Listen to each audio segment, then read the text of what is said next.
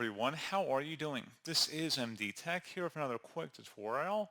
In today's tutorial, I'm going to show you guys how to go about resolving if you're having an issue with your Windows 10 or Windows 11 computer.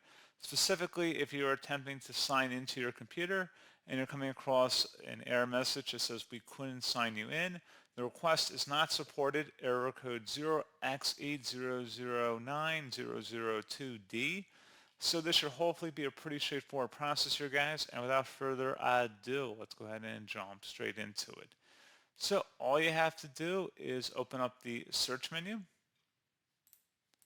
type in settings, best match, come back with settings, go ahead and open that up. Select accounts on the left side here.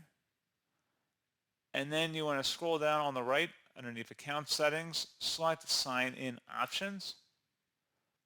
Select PIN, and then you would want to remove the PIN if there was a PIN presently set up. And then once you're done, you would need to restart your computer in order for the changes to take effect. And that should hopefully be able to resolve the problem.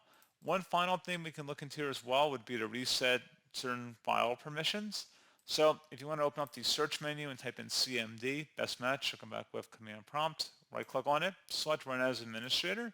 If you receive a user account control prompt, you want to select yes.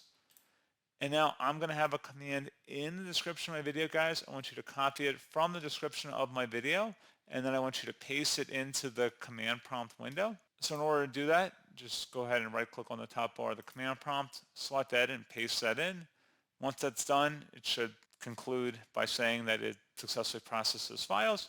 I didn't have any particular file permission errors, but in your case, it should be able to resolve these files successfully.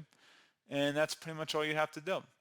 So, as always, thank you guys for watching this brief tutorial. I do hope I was able to help you out, and I do look forward to catching you all in the next tutorial. Goodbye.